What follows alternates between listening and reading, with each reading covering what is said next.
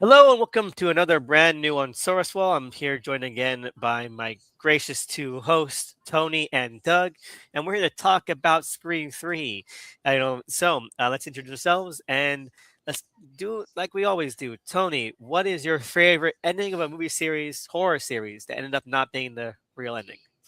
Oh, Oh, that's a great question, and like that's a really tough one too. Like I'm kind of on the spot right now. I'm mulling it over. I think my heart is telling me I gotta shout out Halloween 5, Curse of Michael Myers. Right, that was supposed to be the end of that. No, that was supposed to be the continuation. So I guess that doesn't count.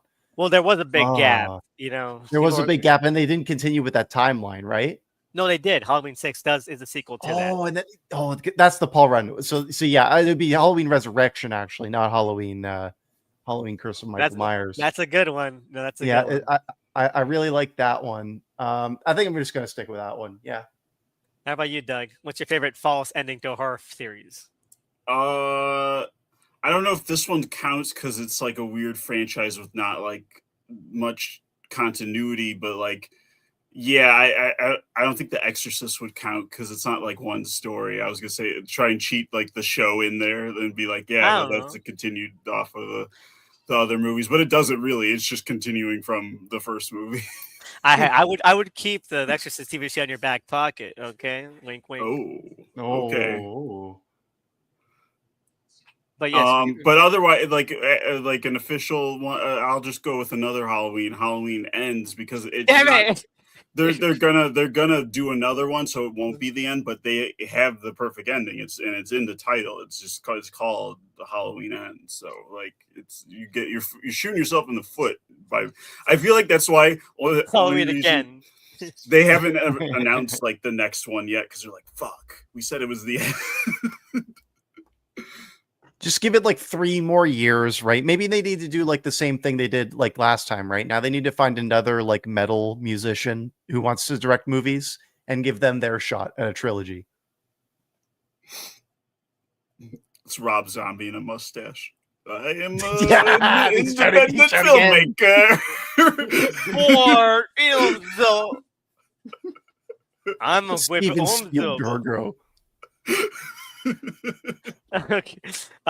So mine would be I was gonna say Halloween ends. Damn you, Doug. Because Yeah. it's masterpiece. So I'm gonna go with Cult of Chucky. Not Cult of Chucky. Curse of Chucky. Woo. Curse of Chucky. I like the TV show, but I feel like TV show kind of spun its wheels a lot. So Cult and the TV show like whimpered out.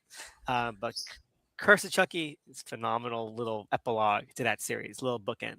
So I really enjoy it. Um, so Scream 3, the final scream, and the most terrifying scream is always the last. Welcome to the final act. Big bold claims by this poster, none of which are true. None of which are true. There's a good Um, fight scene. I don't know. They should put that on the poster. Like, there's action. You came for horror. Too bad. I'm glad that Parker Posey made the poster because she's like one of the only good things about this one. Like, hey, yes, echoing that thought. She should have lived. Spoilers.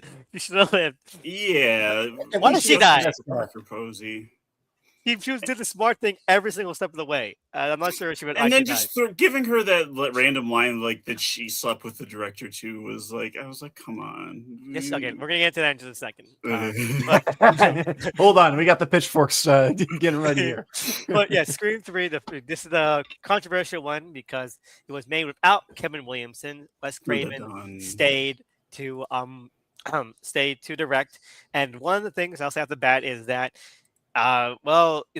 overall, Wes Craven can still mostly direct. In this one, yes. that now there are parts of this which I feel show the weird transition between the late 90s early 2000s kind of aesthetic and vibe. This is the Scream goes Hollywood, so so the level artifice kind of works, but on other ways it doesn't. There's a lot less of that kind of verite quality of the first one. We're getting less and less real looking movies with each installment. Like the first one, I watched the first one again, and after I watched this one, I watched the first one again, and there is like a lived in presence to that. And then this one, the first thing you see is a big kind of swooping shot, the Hollywood sign, and like, what are we doing here? Well, Oh Yeah, my like they're god! it's telling you this obviously on isn't real. purpose. Yeah, it's on purpose. The movie's trying to sell you on the artifice because of the new setting, obviously, Mhm. right? But to your point, right? Like the reason that the first two Screams at least worked was because there was some semblance of reality there. Mhm. And I'm sure something that's going to become a consistent issue is that whatever reality this film tries to sell us, it feels invalidated by how much it jumps the shark in other areas. Exactly. Like it feels like there is less of a grounding presence here. It feels, it probably will go over many times. It feels a lot more like a cartoon. I think this has been called the Scooby Doo Scream for a lot of Mm. reasons, and it definitely has that cartoonish Saturday morning kind of quality to it. Even though I think on a certain level, it's a lot more of the crassest Scream so far. It's a very crass movie.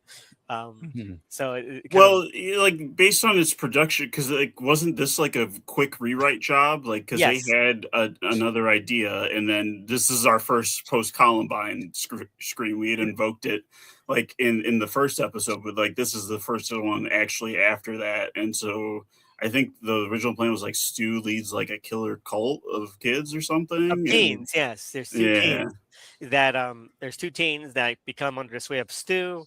He manipulates them into doing another, serial killing escapade.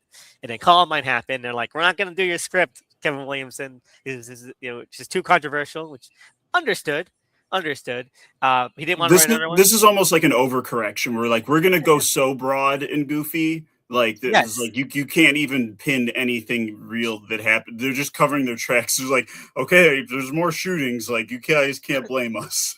Yes, this is the dream child of the series. Like where it's like it's goofy. There's some stuff that works. I don't want to discount the stuff that works, but it is like this is very fine line stuff. It's very Well, broad. To your point. Well, to continue with like comparing this to other horror films and their sequels, right? Like with Scream 2, the film that we kept on referencing was Halloween 2. And that made a lot of sense because it was such a classic retread, right? And then like I brought up the Halloween sequels earlier, right? Like I accidentally said Resurrection, but for real, this movie does feel a lot like The Curse of Michael Myers, where there's a lot of these really silly ideas mixed in with like dire, serious things with entire series ramifications.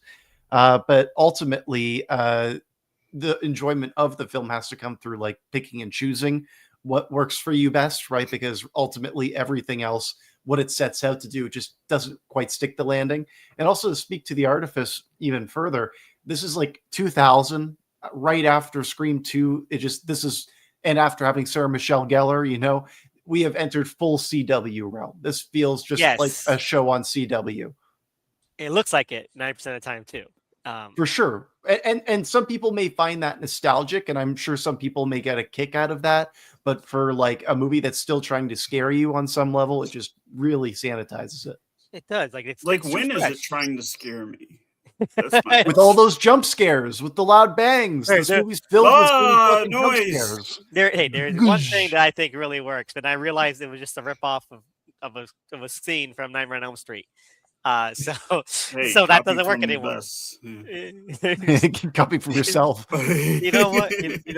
This was meant to be the congratulation tour. Okay, so he's allowed it. It's allowed one.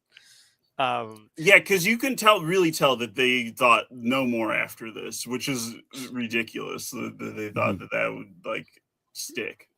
no, this is the perfect one to end up on. You go out when you're on the top. Okay. This like, Mhm. well, we don't want to sully this franchise by making another one after this masterpiece. After this perfect ending where everyone got what they wanted. It's kind of like like in the aftermath of Top Gun Maverick, they just made like two shitty sequels right afterwards. Like that's what the narrative around the Scream franchise kind of is, right? Like Wes Yeah. Craven, you saved horror again, and then by Scream 3, it's like Wes Craven, go away. Stop this. Um, Enough. but okay, so um, let's get into it. Let's get into it. We're gonna look into this as we go along. So as I mentioned, Scream goes Hollywood, big Hollywood sign, and then we get our first shot. You know, Liev Schreiber is back as Cotton Weary. He still has not regrown the mullet, which is insane. I don't know why they keep doing this to him. But he's got a really dapper all white suit, which I think is really fetching. And he hosts a show called 100% Cotton. Also, like 30% of his performance is in the front seat of the car, which is a Yes. big upgrade from the first movie. Yes. It sounds like it's one of the most watched like late night shows or something. Like based on what if we take his word for it, it's like Must be like a really Maury pop. show. It must be like a Yeah. Maury show. Yeah, I think Oh, so.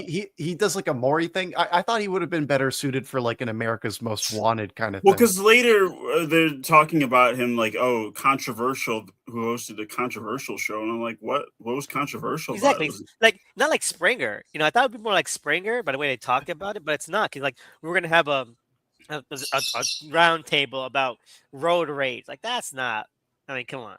You know? Is he like Bill Maher? Is that a comparison?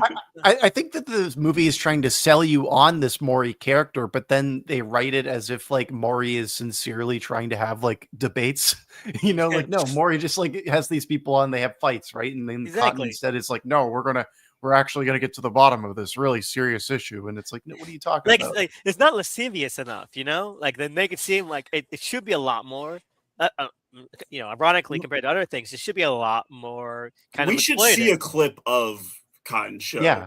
In fact, this whole killing should happen Yeah. during the taping of his show. Like, why are we not doing that? That would be awesome. We see his monologue. We see his monologue on TV when he gets home. You know, so playing on the background from a previous Yeah. episode. But it's not like it doesn't show anything. It's just like it feels very tame, which is I think is so weird. And you're right. It should have been during a taping of the show. It should have been something again. Because we have to escalate. The last one was like a movie theater in front of a large audience, like on TV it would have been so good live. Yeah, Something live. I would have been perfect. and that thematically, yeah, it works. And Although also, maybe they don't want to do that, like a murder on live. I don't know, because that's the thing. Like, are they like holding back intentionally? Like, oh, we don't want to accidentally provoke. But you mentioned Found in Paradise, you know, before we recorded, you know, I was thinking like so great. Paul Williams is like a murder on live TV. That's entertainment. And, like the screen movies when they're working are about this exploitative nature of the media, whether or not through like this kind of tragedy or through like horror itself. Like what's the delineation there? And that would have been a great evolution of that. And even though this is about the making of a horror movie, it really doesn't have anything to do with that. It kind of sidelines that entirely. So it's a little bit of a shame. Yeah, I guess this is where we learn about Stab, because he mentions that he's in the third one, right? Which is really weird. Like, cameo. Yeah, because it's like, okay, I'm questioning like what even is a Stab 3, because they've made it so the first two were so literal translations of like the first two that I'm like, okay, so this is kind of like what they should have started at, where they're just making up stuff now. Exactly. Return to Woodsboro and like and like whatever happened. I know it's happened like with war movies, like especially contemporary ones when during the war happens. I know like Sans Iwo Jima had actual Iwo Jima veterans. 310 to Yuma had the actual guys. 310 to Paris, I mean. Not 310, 13, the 13, 12. Clint Eastwood movies. You're saying that Clint Eastwood should have directed a Stab movie. Exactly, right? He should have. They should have been like really dry, like J. Edgar style Stab movies. Exactly. The reason that they couldn't have done that is because like the shoot would have been done in a week. Like there would have been no suspense because the shoot would have been done. It was what him. I was gonna, yeah.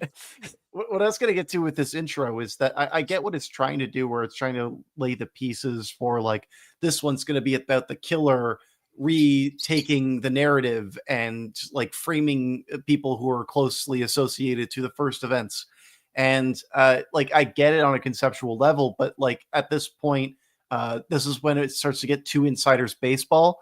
Like the reason that people gravitated to Scream from a detached level, after it became a sensation, was the commentary on the genre. And now the series starts to believe that like its mythology matters more than the commentary on the genre itself. And you can really tell it's the wrong instinct. Right, yeah, because the mission stab becomes more and more important. So now, like, there is talking about, oh, no wonder David Schwimmer didn't want to come back. Like, who cares? Who cares that you mentioned that like once in a previous line? Who cares about all this stuff? They already started creeping up their own ass in the last one, but this like doubles down on it. And yeah, there's not really any meaningful commentary on horror as a whole. They invoke like kind of contemporary to then stuff. Like when the cops bring up Seven, I was like, oh, wouldn't that be interesting if they did some kind of Seven riff in this? But it's like, no, they're not gonna like touch that, I guess. Hey, this isn't a scary movie, okay? It's Scream 3. Scary movie would have done it. That's what I'm saying. Um, They had the balls.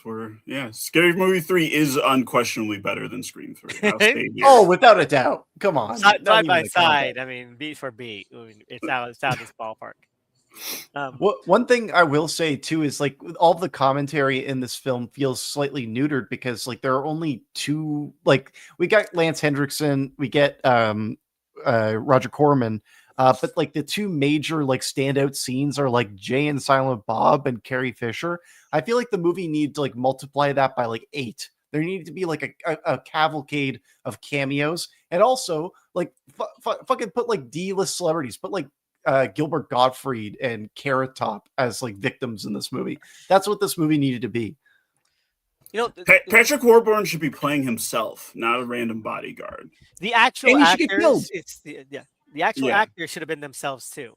Like, if you know why? Because I mentioned the first movie, they do that really chintzy little thing that I hate. That's like nails on chalkboard.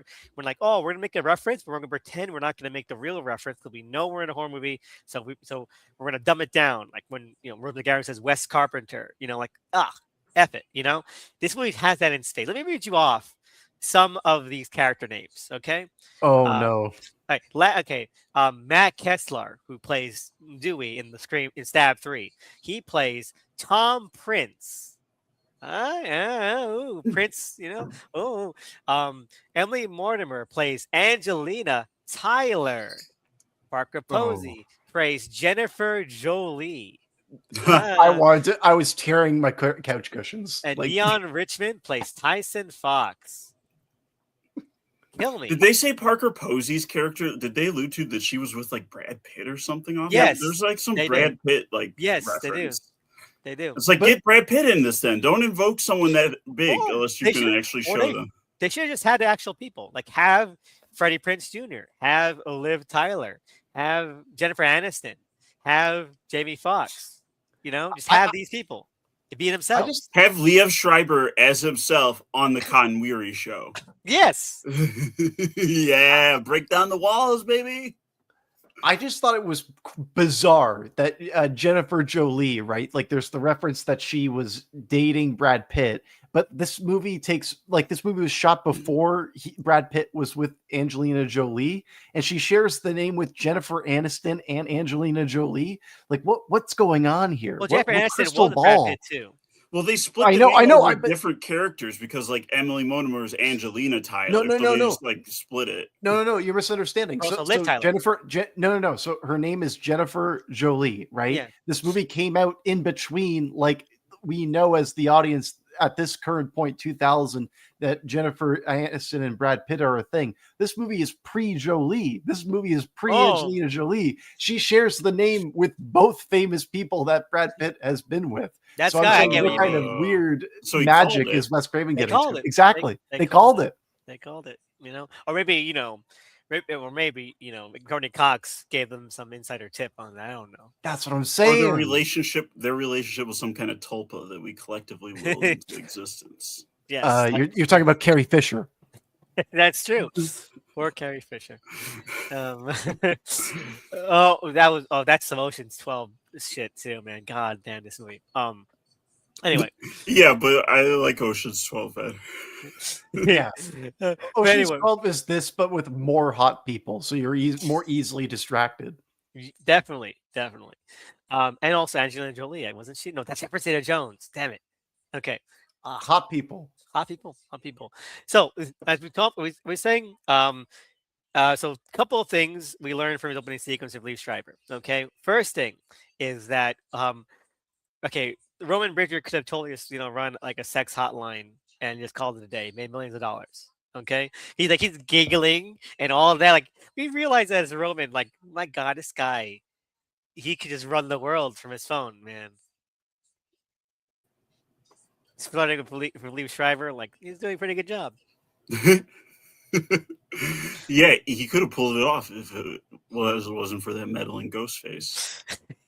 And also that I love how in order to make the structure of the opening kill work, and to not make the Liev Schreiber's Colin Weary's girlfriend look like a complete dumbass, they have to blatantly state that like Colin Weary's into some kinky ass shit in order to make this scene work. Because they didn't explain that, it makes her look dumb, and you can't make her look dumb.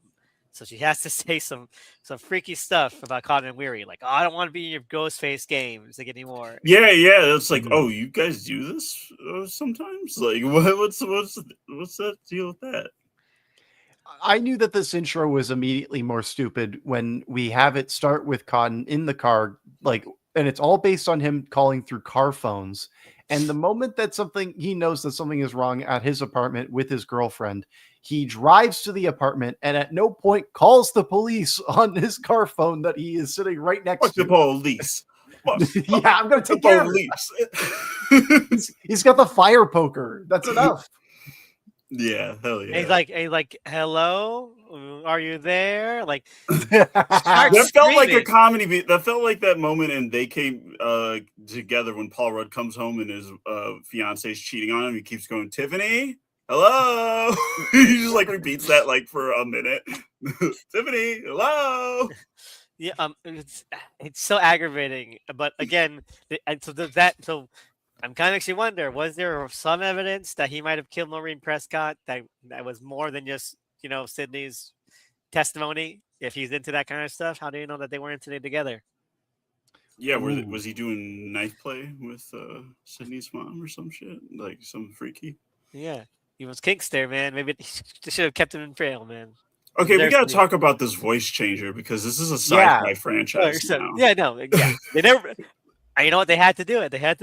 Okay. I guess like that's the escalation that makes sense, but it's just so wild because like the bounds of it are like unlimited. Like it can do it perfectly. Like anyone. Yeah, anyone. Why would you need to do Ghostface anymore? Right? Like right, because like stabbing them in the beginning, like I thought he was gonna set them up to kill each other or something, and instead he just shows up and stabs them, and then they know it's a Ghostface killing. I'm like, oh, I thought the point of a voice changer would be to like disguise the kills, like frame other people. I mean, he wants to do that at the end, I guess, but like, why use a voice changer at all? The problem with this movie is it's far too tidy with its trying to loop itself back into its own mythology. It matters to these characters the most at all times, but at no point does it feel like the most interesting idea is being followed or the reality is being respected, right? If all of this is just based around trying to dagger these people who are directly involved with the first two movies, A, we've already seen that 2 times. Yes. And B, it's so preposterous by this point. It's like, okay, man, we have this new thing that we can do. Let's explore that. This changes the ramifications of the whole franchise. Yeah, it should change the whole structure. Why are we going back to like a simple slasher? It feels regressive. It does, and you're right, because the way that they use it, it's clever in some sense, but you're right. Like, why even go back to Ghostface? Why even? In fact, the kills begin. I think most of them with them not being Ghostface, to lure them, to trick them, but then it just kind of reverts. Like, okay, we have the mask on, and at that point, I guess you could also say, why even keep the Ghostface costume? I know it's readily available and all that. Or just do what the first Ghostface did and start a call with a creepy voice, or like the generic voice changer. You don't have like everyone's one-to-one. I'm speaking in terms of motivation. I like that they're like pushing it in some direction, but like it doesn't make sense the way they use it. Yeah. And, like, did tech like that even exist back then? Like, no. That is just so sci-fi. We just have that now, like with AI. And the thing is, this is like, it's so funny to compare this to like Mission Impossible, like 3, like, because like this one, like what is like the mechanics of this? Because like Mission Impossible 3, like, oh, you have to say all these syllables in this correct sequence so that we can morph change your voice, and this was like, I And guess Tom like, Cruise can become the body type of Philip Seymour Hoffman. exactly. Like, yeah. Right? But, like, and this one, like, does he just need to like sample their voice and then just the big metal circle block changer just do the rest of the work? Perfectly doesn't pitching matter everything. what doesn't matter what your age is, doesn't matter what your gender is, doesn't matter anything, right? Like you could just sound like anybody you want at any point, and also like you can be people who are dead. Like that's another thing that we'll have to talk about later. Okay, we How got to did you talk get about that? dead people at some point because are ghosts real in Scream? Okay, Because like, I'll give it credit for that because we were mentioning that like how in Scream 2, the play scene in the theater club would have been a lot better if it was like a vision that Sydney was having, that she was having a bit of a emotive breakdown, even though the scene immediately implies that it was Mickey messing with her, which ruins that a little bit. So the first one where her mom is like floating outside the window as a zombie ghost. Ooh, Sydney, I think is definitely meant to follow up on that or could follow up on that. But it's so corny. It's the corniest thing I've ever seen in my life. it's corny, but yeah, it's something different. It's just it's out of nowhere because like we haven't really done anything like that. And also it's a direct visual allusion to Salem's Lot, which like Exactly. why would you do that reference, especially like there is the theme about ghosts in this film, right? There is this theme about like maybe a supernatural element could be persistent, but if that's the case, why would you make a visual allusion to a vampire film? And why would you make the mom the vampire? Because you don't want to let her in. It should be like someone else that she shouldn't let in. It's true. And also like on that note, right? Like if why is she seeing her mother as a villain when it's the killer's aim to do that, right? Like the killer's aim should be the thing where he's trying to corrupt the image of the mother in her eyes, right? But for her, she should inherently love her mother. Why is she so willing to buy into this delusion right at the beginning of the film, like even before we start to get all of this mind fuckery that she goes through? Because Sydney has internal misogyny. Okay. That's The real it. killer. That's And the also, real killer. Yeah, it's yeah, and worse also, than cigarettes. I mean, we I all mean, know. we saw how the shitty guy she puts up with. You can't do that unless you're like a self-hating. You hate women. Like, I mean, you have, what? No, hey, you know what? Mrs. Lewis made a convincing case, and she was like walking away, like, I guess Mrs. Lewis was right. My mom was a slut. Derek forever. Where's his necklace in this one? It's so stupid. Uh, but yeah, no. Again, it's something that could have been more evocative. In fact, it kind of ruins a later scene, but I think is actually very interesting. It's the one where like it's one. I'm gonna come to scene. It's the only scene I like in the movie. Like I actually like bare bones like this scene. It's the best scene in the movie for me. Okay, skipping ahead, Sydney Jane goes Silent Bob cameo, right? that yeah, Absolutely. definitely. But okay, so Sydney, after like spending 80% of the movie not as any part of the action, finally goes to Hollywood, and then she kind of wanders around alone on the Stab 3 set. And I like this because it it's like a proto kind of Scream 4 kind of thing where it's like commentating visually on things, but in a way that feels a little bit more natural. Like before this, it's a lot of faffing around, Hollywood in jokes and very blunt, broad Hollywood jokes, celebrities, celebrity culture. But then when Sydney is kind of wandering around the set, it feels like, okay, we're looking at artifice, but this entire movie is an artifice and the entire franchise is fake. But like it's the layers of that fictionality that she's walking through, like it kind of merges together really well visually and in terms of the mood. And it's like, oh, she's like going down her street, she's going into her bedroom, it feels lived in, it feels like, oh man, there's like some sort of interplay here. And then she hears her mother's voice, and it turns out she's having like flashbacks the entire way through, or is Roman fucking with her the entire way? Right, like some of it is confirmed Roman fucking with her, but like other times I'm like, is this a dream or is that really a ghost? Because she hears like Billy and hers like conversation, but was she hearing Mhm. that in her head, or was Roman like doing both voices? That's so funny to imagine him off screen just doing that. because you think that when he first hears her mother, that it's like that, like she's remembering a good time her mother in her head, and then it gets like really dark, like it's like talking about wanting to kill her. Come to mommy, and she's like the body bag rise up, and like that's so good. That's really good. It pulls you out of it. It pulls you out of like this romanticized flashback kind of It's kind the of like only dream set thing. piece that takes advantage of the setting, really, Exactly. right? Like, Yep. because like It's none the of the set. rest of them can just be anywhere in any Scream movie. It's like, why is this in Hollywood? Because it's the set. We're- Like you're actually having fun with the set, the environment. we're getting to the key issue with this film, which is that it sets up this idea that this is going to be like some kind of Hollywood parody, and through that, we're going to like talk about the idea of re-examining trauma through this exploitative industry, right? Like we got a bit of that in the second movie, but it was more so about the individual struggle. This is about like how it's portrayed on the larger scale.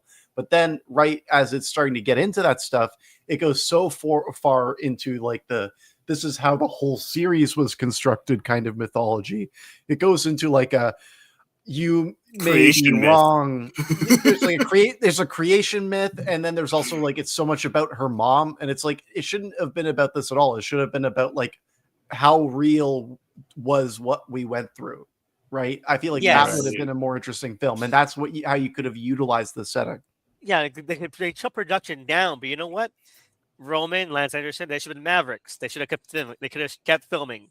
You know, they should have been Bowfinger.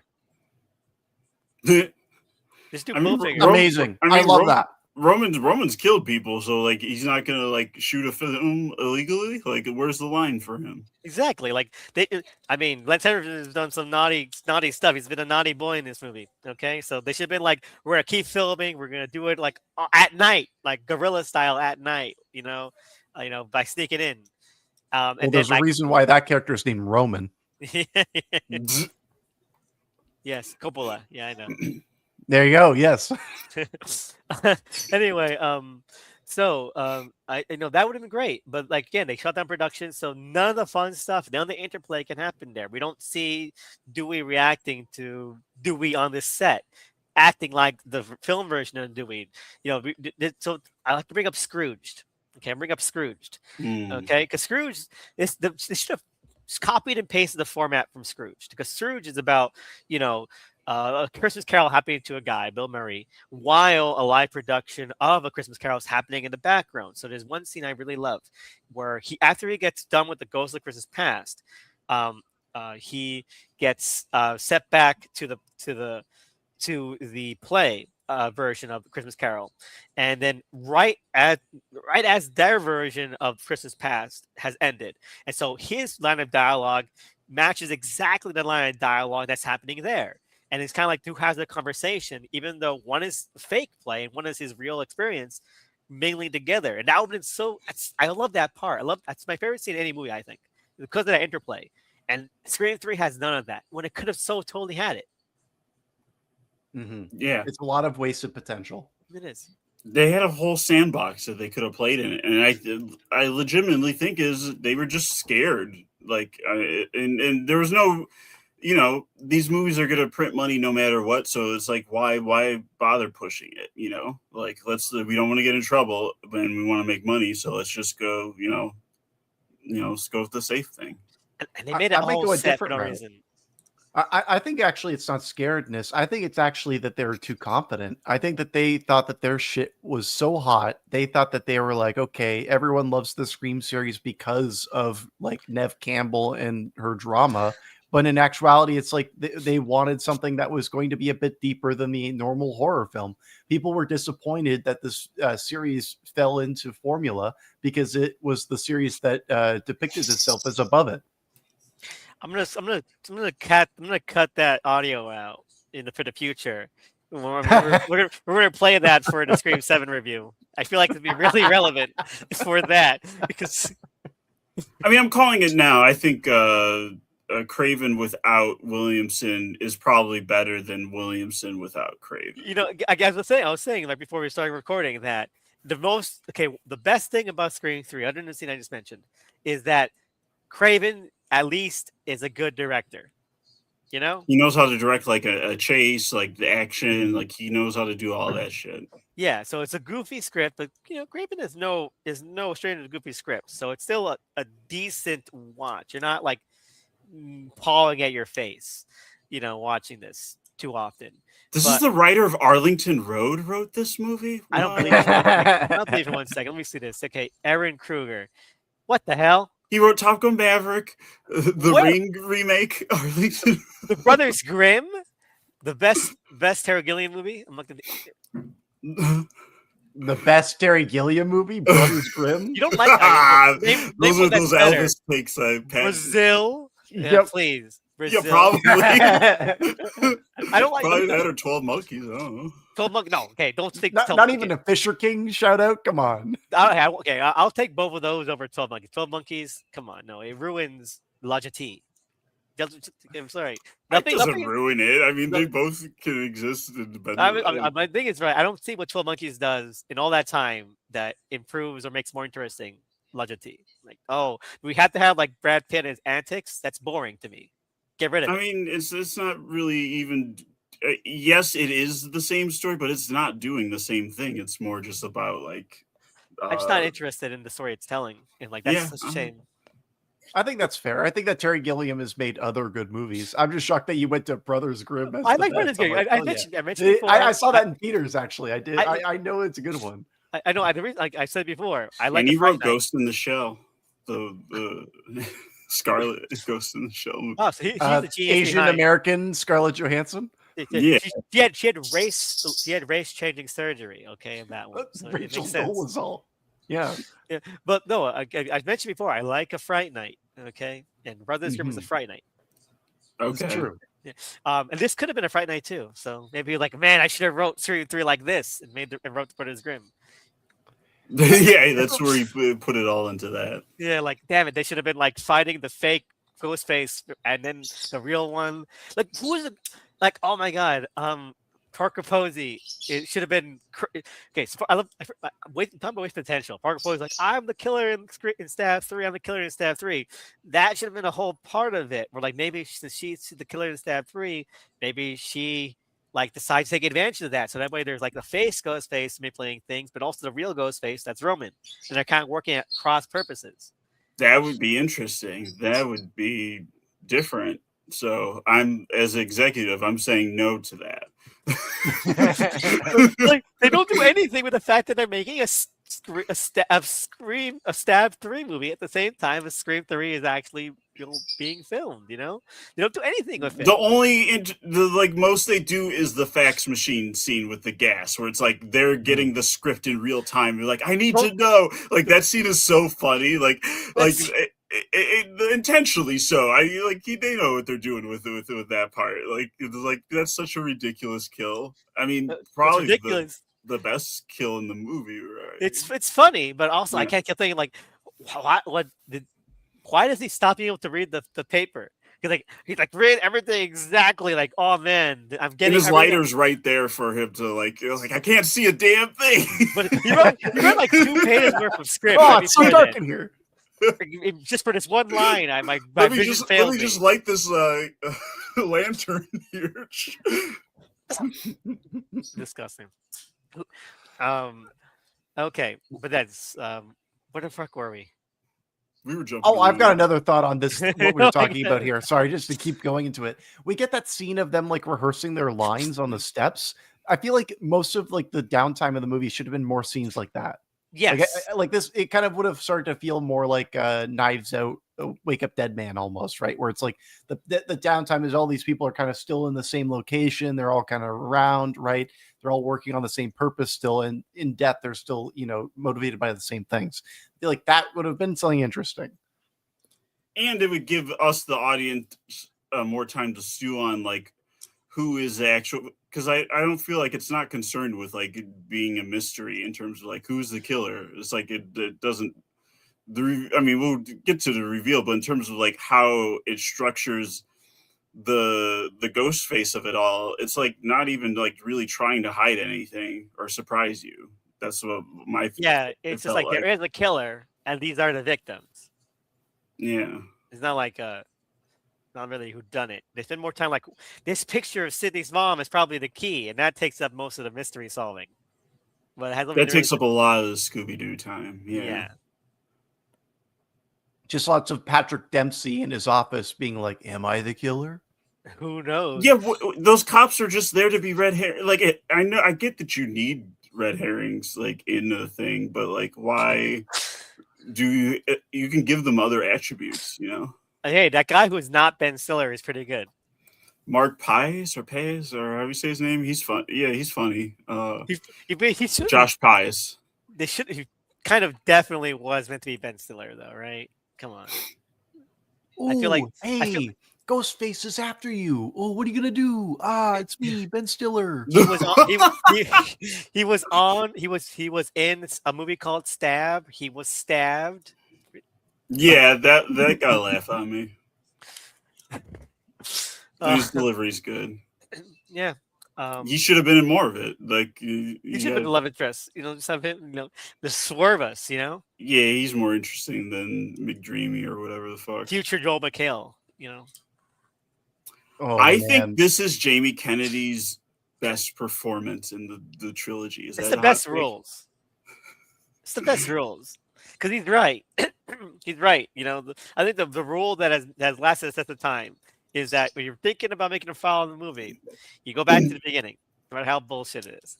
Even Final Destination, Final Destination is definitely, but also like stuff like Resident Evil. All back to the beginning. The last Resident Evil was like, oh, we gotta get back to Raccoon City before the clock runs out. You remember the laser trap? Here it is again. Oh my god. So yeah, no, that's the best rule of all time. Whenever you want to end something really cheaply and dumbly, you say, "Oh, it's all connected back to the very beginning," and then you're done. That's cheat code. It feels like that's when the movie is alive again, because it's like, oh wow, like a character who was actually exposing exposition in a way that was actually entertaining, and now that we don't have them there, he's actually sorely missed. And one thing I did like about that scene was that it actually did feel like almost when in a horror sequel, like maybe the actor themselves have died and they just have like some footage laying around. It does feel like it was recorded before his death. Like I do buy that, even if the writing of the scene is convoluted. I know, I like that too, because based on what he's wearing, he basically wrote that he basically recorded that immediately after he and Sid met up with Dewey. Because he's wearing the same kind of like red polo with the white stripe at the top or on the collar. Mhm. So like, even though he's like trying to play it off cool, like, Sid, nothing's gonna happen or anything like that. It's just we gotta keep calm about this. So the implication that after he said that, he immediately ran to his dorm room to record. He's like, man, in case I die, here's what you need to see. So he was just full of shit, which I like. I think was a fun character beat for him. And there's just someone knocking on his door, just being like, "Come on, you can't be recording in there." And it's a fun dynamic, and he's Jamie Kennedy usually is like nails on chalkboard. Sometimes I'm not annoyed by him in the scene. I like you said, I miss him. Then I'm like, oh, Randy. Like it's someone like it's a link back to when the series was good.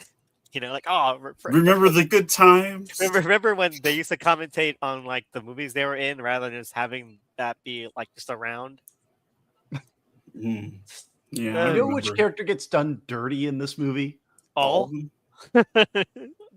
Dewey. I was gonna say Dewey. Douchey. Why did they put him in? Goofy. Like, why is he repeating the arc from 2 again? And, well, Gail's repeating her arc too. Like they reset both of them. Like it sucks. Both of them are terrible in this movie. If they were gonna do that, they should have just had Gail ignore Dewey again for a second time. In the second one, because that would have made Why that is he ending proposing better. to her at the end? Like, what does he expect? Like, I get he has the line, but like, come on, man, you got to move on after some point. Yeah, like what if I do think that they have really great chemistry, and they continue to have great chemistry in these movies, but at no point do I see that they ever reconcile in a way that makes sense. Absolutely, it never makes sense. It felt like, okay, they think this is gonna be the last one, so just have them propose. I feel like they would have made more sense to have them married to begin with here. You Yes. know, Yes, but yeah, like like that's the status quo we're gonna unravel now. And also like opening this film with them not together again after Scream 2 tries to sell us like no, they're in love this time. It completely invalidates their like fool me once, shame on you. Fool me twice, shame on me. Fool me three times, can't get fooled again, right? Like that's what's happening here. And like when something like that happens in your franchise, it destroys whatever kind of like seriousness that you thought you had. yeah, and it's like while there was a more kind of substantial reason for that rift in the second one, because she kind of let them to like bleed out, in the hospital by herself, and then made fun of him on a national scale. It is when I just feel like, oh, so these kind of broke up. That seems kind of lame. Um, I do think I did leave to like one joke that I found was pretty funny, where it's like, "I'm not recording. Do you see a camera?" And then he points like her purse, like, "All right, you got me this purse." Because he bought her a hidden camera purse, which I think is a pretty on brand and cute present that he would give to her.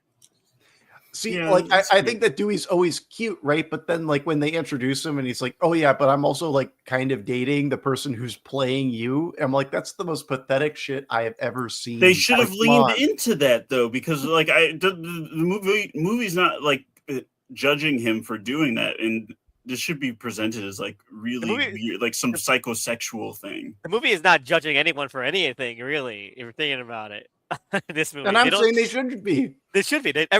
Harvey Weinstein, who's to say? You know, Hey, you know what? good villain, angel to some, demon to others. Oh my God. Wes Craven, 2000. Who was the real victim in all this? Kevin Williamson. That's what this movie is saying. I was going to say Kevin Smith, but That's true too. Kevin Smith should have made this one. He gets no lines. Or written this hey, one. that's an idea. Honestly, this movie needed Jay and Silent Bob Strike Back energy. It should have. It should have. It needs to be. They about had better something. cameos. They had better pop culture references. James and Bob had better like. They had Hollywood James satire. Vanderbeek, man. Yeah, they had Goodwill Hunting too. Hunting season. Yeah, Gus Van Sant. Gus you Van know, Sant counting money. I'm They- busy, Ben. They had Ben Affleck as the moon rapist, so let's. You were the bomb in This- Phantoms, yo. He was Lee Schreiber, a reference. My God. There are so many different ways they could have mined the Hollywood aspect of this film, and it makes it so when there are those little diversions here, they're like too little and too jarring when paired with this like serious reanalysis of the Scream franchise's lore. It's two different ideas that don't really come together in an interesting enough way. And then it's all the through line is like a mystery that I don't care about or like the resolution to, because it's like not even just the kill. I don't even really, if the rest of the movie's good, the killer reveal doesn't have to be like blow me away, but like it should like track, emotionally, narratively or whatever. But it's before all that, the reveal with Sydney's mom and stuff like that is like, wait, I mean, why are we doing this? That's how I felt like it was every step of the way of that. But I want to circle back. I do think that Tony definitely was going to say something. I thought, but I'm going to say one thing. The screw scene again, as you mentioned, Dewey is pathetic. He's a bit of a douchey guy in this movie. Slick back, gelled hair, the whole 9 yards, right? There should have been a part where he thinks he's talking to Gail, but he turns out to be talking to Jennifer Jolie, who's reading her lines. Like, oh, so she was accidentally saying the stuff that is from the script, and he was accidentally saying the stuff that Dewey in the script was saying. So like there's that whole thing. So like, oh, so he basically is trapped in a new relationship with Gail with this other person, to that level. I think that was a really funny thing to do. He needs to come to that like point to himself for that Exactly. beat to feel earned, right? Instead, it's just kind of like immediately apparent to everybody involved, and because of that, there's no comedy or horror to be mined from it, right? Yeah. What I was gonna say before was I think it's really weird that like similar to Nightmare on Elm Street 3, on the third outing of his series, Wes Yes. Craven decides to like frame the main threat around like the Gang rape. possible gang rape and promiscuity of a character that's like off screen, right? And it's this idea of like, you know, misogyny placed upon this woman as like the threat, like the reason the threat is taking part in what they're doing. And it's like, like that speaks to Wes Craven's own misogyny, right? But then it's like, it's weird that it happened twice. You know, why did he go down this route again?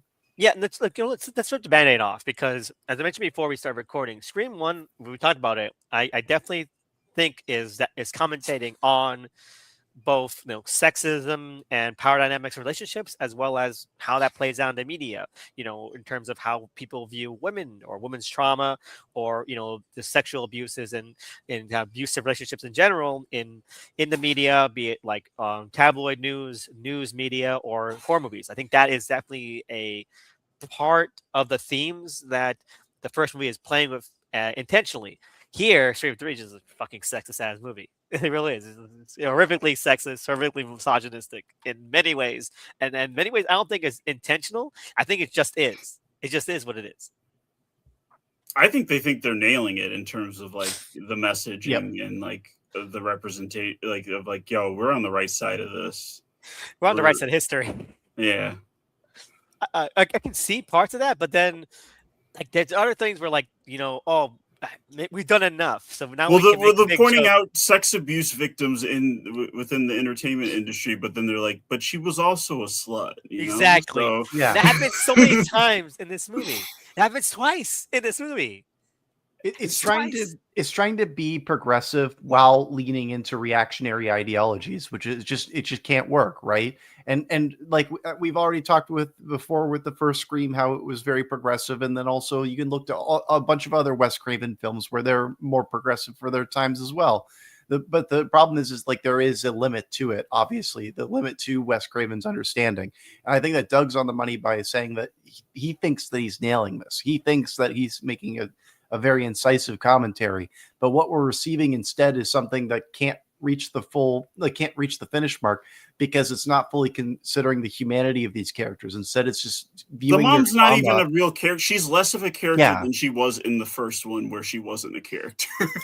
They're just pawns. They're just Yeah. pawns. It's like the mother needs to be this now for this to matter in this story. And and when you do that, especially with sexual assault, it feels cheap every time.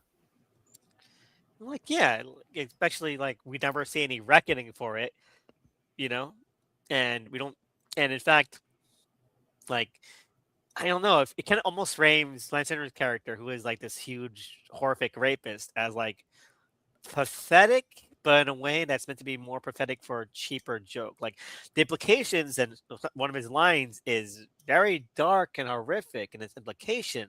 I mean, the implication of stuff in his mansion, it's not good. Yeah, but then it's like, oh, he got killed off in like a really cheesy kind of campy way, and like this is just like this needs to be like complete 180 of a horror movie. It should start as a horror movie and then like continually become more like a grounded, darker, dramatic character piece. But it stays like just a generic kind of silly horror movie the entire way through, and that's a misstep. Would it be bad if we had flashbacks of Sydney's mom, like make her? I'm not saying show the rape, but like have her like, you know, like navigating her early career or something. Like, I don't know, like something to like, you know. I mean, you've best case scenario, you don't do this story decision, but I'm saying like if you're stuck with this, like how do you improve that? I hate to bring it up, but Halloween 2, H2. I'm sorry, Rob Zombie was on the money. Okay, and I feel like trauma. Exactly, it's about trauma. Like the people, you know, I think this is a completely valid reading up to like the end of the movie. In like Halloween 2, Rob Zombie's Halloween 2, people sometimes, I've seen so many theories that like the killings for most of that movie are just like metaphors for things that are going on in Laurie's imagination rather than real. Of course, yeah. And so I feel like, you know, do a Chicago kind of thing with it. Do like a Rob Zombie's Halloween 2 thing with it, where like it's maybe these are not literal things that happen. Maybe there's not a literal kind of slasher thing going on, but while you explore kind of this darker aspect of things.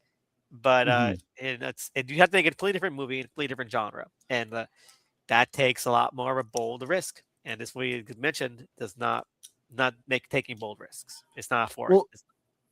Well, what you're talking about is like getting to the root of like misogyny, right? And Yeah, like violence against women, right? yeah, And yeah, what you're talking about is like a film that would have to like appropriately analyze like how men are conditioned into a place where they can view these things as whatever, right? yeah. And I think that would be a great horror movie. I think that really realistically speaking though, Wes Craven isn't educated enough to put those pieces together. I think that His like heart's in the especially right in the place, 2000s. but it's Mhm. yeah, he's not nailing it. Yeah. He's not as smart as us. We smarter. Yeah. Eat it, Aaron Kruger.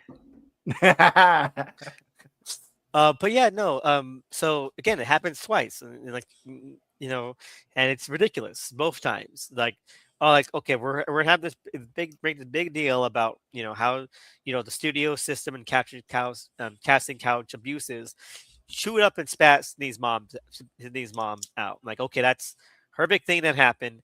We're not gonna spend any time on it other than just explain that it happens. You know, and then we're gonna have two gag characters die as part of punchlines about how they participated in the entire thing willingly for famous success. Yeah. Horrific. That's just this is a fucking sexist ass movie, man. Mhm. Kind of Just- puts a bummer on everything. it's just slimy and it's exploitative and again it's in a way that's trying to be smart, right? But it's not smart and instead it's ignorant and it doesn't recognize what it's doing. It doesn't understand the volatility of the pieces that it's playing with. And it's because of that, because it lacks the consideration that it sticks out like a sore thumb. I mean, look, I haven't read the Williamson script they didn't use for three, but like, it can't be like maybe it was a little tone deaf for the current moment, but it's probably got something there. There's probably like ideas and stuff. I don't know. I don't know, like a Ghostface cult sounds stupid as fuck to me, but at least it's not. This is not this. Like, Yeah, I would take stupid over that. yeah, because this is just. And the more I ruminate on it, the more it's like this is just both. This is galling, you know. This is galling. This is slimy, as you mentioned. It's gross. It's gross to use this in a way. It's gross to handle it the way they did, and it's gross to pay it off the way they do. Yeah. Oh yeah, it's gnarly. And yeah. The only thing I'd say is that like Ellie Normer's character, like it's the only thing what that her definitely reminds me of, like other than that, is that like when she was on 30 Rock, where she plays like a very um a posh British character. She's British, and then like at the end of her run on 30 Rock, Liz Lemon's character annoys her so much that she's like, puts on like an American accent, says like "back off, Liz," and like and like that reminds me of like when she breaks down here because she's like here she's playing like a very like ingenue kind of character, and then Yeah. she's very softy and like I didn't fuck everyone to get to this point, and just to die here if you know buddies. And then she dies. Yeah, she dies because she deserved it. Slut. Yeah. No. Also, why do the retconning of like it's already like weird of like the like whole Maureen backstory, like with Loomis, Billy and Stu killing her, and like adding the whole thing that's like, yeah, Roman was like videotaping them, and he got the tape of her with Billy's dad, and that's what set him off. It's like, why? The director, he's the puppet master pulling the strings. Oh, it's about movies. He's about movies. See, she's getting Liz. I am the director. Okay, see, I wasn't smart enough to get that. Yeah, he had to read the script actually to fully understand the intricacies going on here. But I do say Scott Foley's performance is insanely hilarious. Whose performance? Scott Foley's performance is. Oh, he's pretty funny. Yeah. I think Parker Posey has like the biggest laugh from me, like when she like jumps into Patrick Warburton's arms like for no reason. Like Scooby Doo from this live action Scooby Doo movie. Yeah, He just Yeah. kind of does the cradle jump. It's so good. She's not your form, but I do like Scuffley for like two line readings. Where like he was like, "Variety called me pariah." I don't know what pariah is. Like, well, he just said it so nonchalantly and blankly. It's like okay, this is like I don't know what they told him to how to read that line, but he's doing a fantastic job at that. And then like when Lester's like, some would say it would add to your mystique. You're like, really? Like, it's so good. But yeah, Parker Posey is bar for bar like the most the most adequately funny character in the entire thing. This movie's meant to be more jokey. She understands, I think, more than anyone how the Yeah. humor is meant to be delivered, and so she's like on it every single second. Like, I play Gale as smarter than you, things like that. She just lists amazingly, or like when she's like berating Dewey, like like who. Who fed you? Who get you live in my house? All that kind of shit. So good. yeah, she should have been in more and also not been killed. Yeah, no, she's look. But she was a slut, so She had to die. know. She slept with the director. She slept with Yeah, Roman. you can't do that. You dead. Yeah, she slept with Roman. So Roman, Roman, like father, like son, I guess. Exactly. Yeah. Oh god, it's dark. So I do want to look up something because this entire thing is kind of like okay, it's kind of like almost exactly like Cherry Falls, isn't it? Cherry Fall. It's been so long since I've seen that. Okay, so it's about like this fuck it, I'm gonna spoil the twist of Cherry Falls, but it turns out the killer is getting revenge by the group of adult men who in the past, when they were all teenagers, raped his mother and got her pregnant and all that. Oh. All right, and so at the end he corners his the main character's father, and like he got him hostage, and he's like, "Oh, you got blue eyes just like me." And he's like, "Are you my dad?" And it cuts his neck, slits his neck, and like so like that's kind of similar, very similar to what this happens here, where Roman is like getting revenge, and then it's so anticlimactic here, like because it doesn't feel like the culmination of like a son like meeting the father that like that he was born under from like these horrid circumstances. Like you don't feel the weight of any of that. Yeah, I think that No. it's meant to, or at least it thinks it's trying to build it up because Lance Henderson's character does have a fatherly relationship with Roman. Now does he know? Lance Henderson's character know that Roman Bridger is his son, or I think that Foley's character Roman knows the reverse way around. But like it's so weird because like he's like, oh, he's fostering his career, and he's also letting him have his birthday party at his mansion, even though like the right, yeah, and he's like that would have been interesting to dive into, like find out when Lance Henriksen found out about it. And, yeah, like, exactly.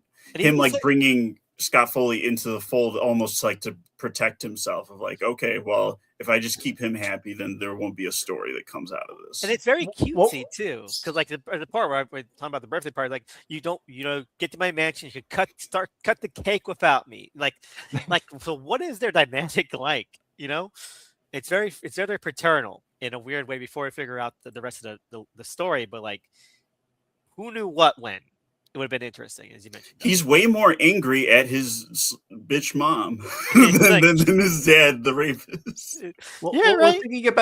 We're thinking about this as if like the filmmakers were responsible in fleshing out a full character, but in actuality, all of this stuff doesn't matter because it needs to be filtered through the lens of how does this impact Nev Campbell, right? How does this affect Sydney, right?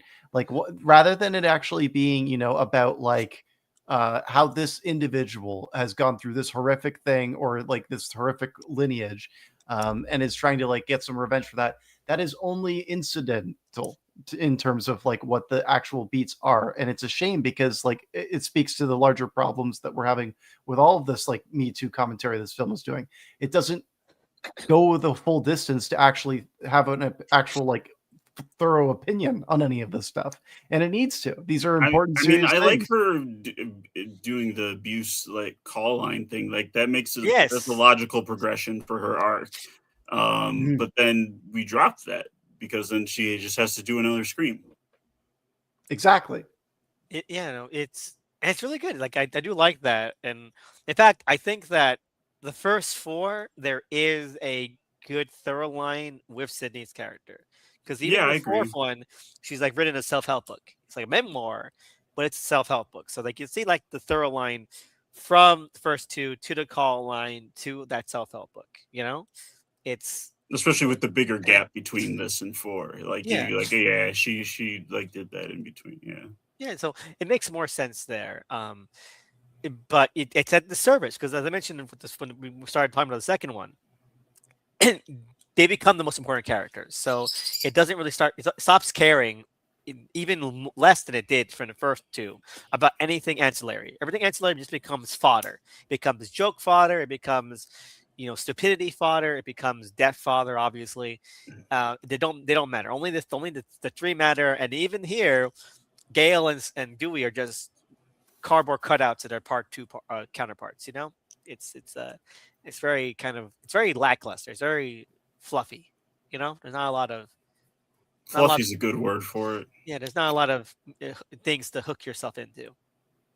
It ironically is like that chase in the middle of the movie with Sydney, where it's the set and it's all hollow, right? Like you go down the door, you open it, and there's nothing It there, leads to right? That's what this nothing. movie is. Yeah. So they knew. They were like aware the whole time. They're actually Well, brilliant. that's what they want you to think. Problem solved. You just weren't smart enough to get what they were saying. Triggered liberal. Not all of the answers were easy. Let's talk Does about her bang. Ghostface say at the beginning to maybe to Cotton like, "I want you to play a game," or he does ask him like a Yeah. jigsaw type thing, like kind of like, "Do you want to play a game?" He definitely does say that. I think he even said it in the first movie. Yeah, he's like, we're gonna play a game. Answer a question, you live or you die. That kind of thing. It's been a part of the series from the beginning. Yeah. And just the way he said it in this one sounded very jigsaw, but yeah, So let's talk about Patrick Warburton again, hell because yeah. he has one of the most out of pocket but accurate lines in the entire series, where he just makes fun of Tatum for dying. Like, yes, because Tatum sucks. but I just like seeing him around. He should have been in the whole movie. he should have been. He should have been killed. You know what? Dewey and Gale should have died, and they should have been in Scream 4. Parker Posey. Why and Patrick not? Warburton. Yes. Let's like change it up. Do it like an anthology, new characters. Let's reset. This movie needs its like Halloween season of the witch. It needs to go completely different from the Ghostface lineage and iconography entirely in order for it to continue being successful. I feel like we'll never get that. Unfortunately. Because at this point, like especially when you get to the more media savvy ones, like 4 and 5 and 6 and all that ones, it becomes the question of why do they wear the costume still? Because Exactly. they're trying to get away with it. Like in the second one, they're not trying to get away with it. At least for the most part. So like, why wear the costume? Why wear that costume? You can wear anything, and then obviously when or you're planning to be seen, you wear the Ghostface outfit. But any other time, you wouldn't wear that outfit. It's way easier to kill people when you're not dressed as a ghost face. You're tripping over your own robe. There's a funny stumble that he does, like when he's chasing Sydney at the end in the mansion, like when he goes through the glass door. I like that like little turn he does. Like the physical performance of whoever that is doing the ghost face, like, is pretty good. Like the movie itself isn't scary, but there is like a ferociousness to how he moves, even if it's sloppy. Yeah, it still has that like pratfall charm that like that was something that was such a great thing about the first Scream movie. All the set pieces still have that.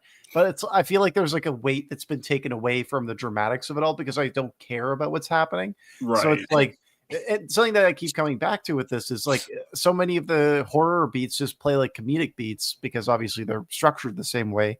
And there's no part of me that can take this seriously anymore. Like at this point, I'm like, okay, my batteries have been drained and I see this Well, more and it as a sounds like comedy. they don't want to take it seriously anymore. So I'm like, well, okay, so I won't. What are we doing?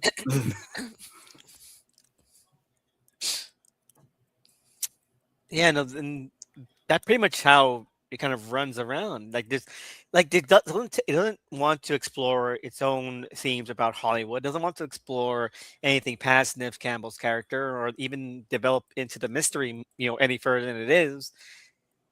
It's kind of whenever you describe these movies, it gets harder and harder to find a deeper appreciation for them in terms of like story. It's like very empty calorie kind of movies. Yeah, like binging the sequels back to back originally, like when I first watched them, like I feel like it kind of went down smoother where I wasn't realizing how sloppy like 2 and 3 were. But I feel like that's only gonna increase my appreciation for 4. I watched 4 again, man. It's still rocks. Still rocks. But let's talk about Courtney Cox's bangs. They suck. Okay, yeah. Like who was behind that decision? Because Someone with a grudge. She looks like she's like trying to do like 90s like hipster and the coffee shop look, which just does not work for her character at all, right? Like she's supposed to be like camera personality that's also like shocking. It's a really weird confluence of looks that's going on there. yes. And let's see here. Deion Richmond, who I also remember from not another teen movie where he plays a similar character that's a lot more funny and actually written a lot more explicit, cynical, wit. Because I can't remember what he does in this. He just says like, "I'm like Randy, and I can't quit because they don't hand out parts for Black people as often." So I feel need like to he keep has this like job. nothing to do. And He then has nothing to do. he's just dead like at Yeah. the end. It's like, what are we doing? What was his purpose in the story? It's talking about how Hollywood doesn't care about Black people, so this movie doesn't care about Black people. So Wow, You so see they how did it brilliant again? it is? They did it again after the second one. Like what is this now? and then this is like they killed the camera guy. Like we let that camera guy live. That was a mistake. We got to correct that mistake by killing the. And he's the only one in the movie. He's the only Black guy in the movie. Yeah. That's a shame. What's going on there, Wes? What's going on? What? Like that's enough. It's just one is enough. Scream is a white franchise, damn it. It is. They had to kick out Melissa Barrera and what's her face Yeah. out. Oh my Let's god! Get that woke shit out of my Scream movies. What is her name? Please. Wednesday. What's her name again? I forgot. Jenna Wednesday Ortega. Addams. Dinner Ortega. Yeah, There we go. All I know is Wednesday because she's so good as Wednesday, man. She's good as Wednesday. I'm sure she's good. I just have no interest in watching that show. It's pretty bad, but the Adam Sandler stuff is the best part of it. Yeah. I feel like it's like a show for kids, right? Like there's no Right. reason to watch it. I like the Adam Sandler, so I watch it. I've been compelled to. I kind of wants to Sure. keep up with the franchise. I think that makes sense. If you're a I'll fan of the watch- franchise, sure. Yeah, exactly. Like why I watched all of the seasons of the series of unfortunate events. It's like I like those books, and I wanted to see. I mean, they were pretty good. I mean, Yeah. but they're for kids. They're pretty good. But I didn't like that they made the VFD so heroic in that version. They're meant to be assholes, which is why they devolved. Flattened it a little bit. Yeah. Like, oh, they were always heroic, but no, I mean they carried out assassinations and shit like that. It's more like the Assassins versus the Templars. Exactly. There. Yeah, nothing else happens. They kill off Deion Richmond, and then everyone else lives. No, The end. I think he's the last person to die. So, he made it. And then Mark Kincaid shows up and he's like, I just I got heard here. shots. I heard. I'm like here. Where did Ghostface go? Why does he act like that in this movie? It makes him stupid. If you're not the killer, then you're just dumb. You're acting very Yeah. shady for someone who's not the killer, unintentionally. They're trying to do the whole like Nev Campbell, like what's going on with her boyfriend thing again, especially like they're trying to make him seem like the killer for a lot of it. And then also they're like, is he going to die? Right. They're trying to do a double dip on what her character has gone through on both films with one character. Why are we doing this? Why not just like, like have her meet some guy at the end of the film after she's gone through all of this when this is in her past, right? We don't need to have this in the middle of the film. I feel like I was too hard on Derek. At least Derek got like angry and drunk and was an alcoholic and was abusive. Mm-hmm. So he had something going on under the surface. He was also probably gay. So his character was so rich. Meanwhile, Mark Kincaid is like really boring. His most interesting aspect is proven to be a lie. Yes, and that too. He's alive and he loses hair and like 50 pounds. Wait, or is that a different character with the same name? Different character, the same name, who's also a cop.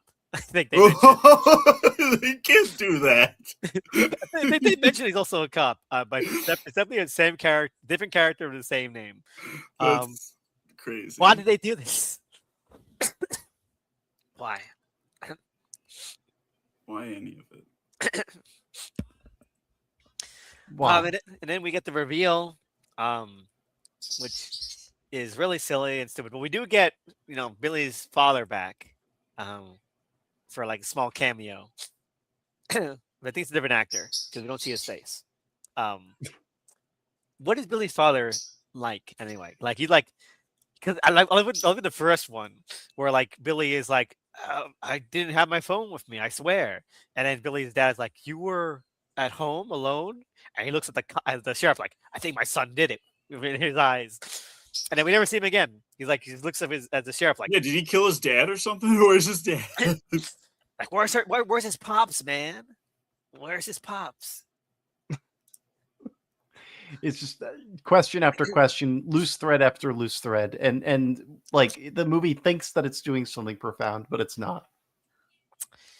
Like, do you understand, man? He told Billy like, you gotta plan it like a movie. Get a fall guy to blame.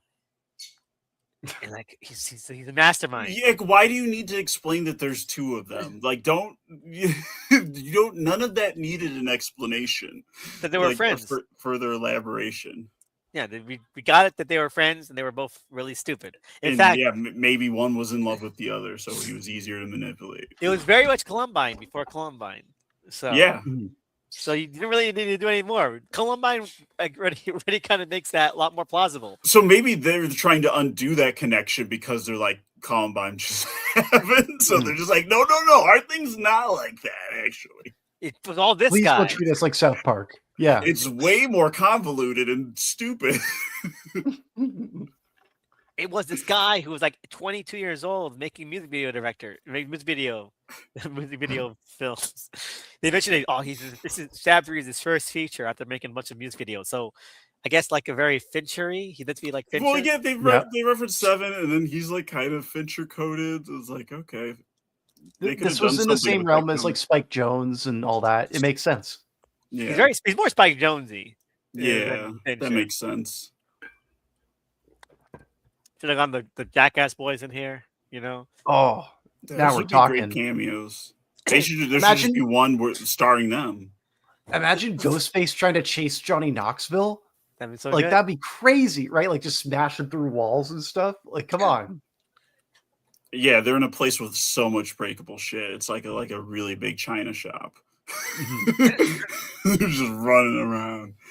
They destroy everything but the furniture. Like all the glass, all the stuff, it destroyed, but the furniture kept intact. That sounds good. I do like that at the end, both her and Roman wear bulletproof vests, so they're like siblings. They're twinning. Hereditary bulletproof vest. Yeah. Man, there's nothing else to talk about this. So would you say they pulled off the sibling reveal better or worse than Return of the Jedi? Like when that reveal happens, I'm like, wait, hold on, what? Okay, that's the way I react to it, which is not the way you should be wanting to react to any reveal in your whodunit or your horror movie, right? You should at least be like, oh, how, or oh, that's interesting. Instead, I'm just like, oh, okay, yeah, okay, let's end this up, Well, because like, what does it change? Like, none of this like changes my understanding. Like you said, it should be about how Sydney's experience of all this, and it's like, okay, so she abandon a son that was born from rape? Like, is that what? Look, what's her takeaway supposed to be from this? I think it's meant to be like that. Like she pities Roman, and like so, like that whole part where he dies for the first time, And she holds his hand. Yeah, it's like she like understands that there's like, good in him. I know it.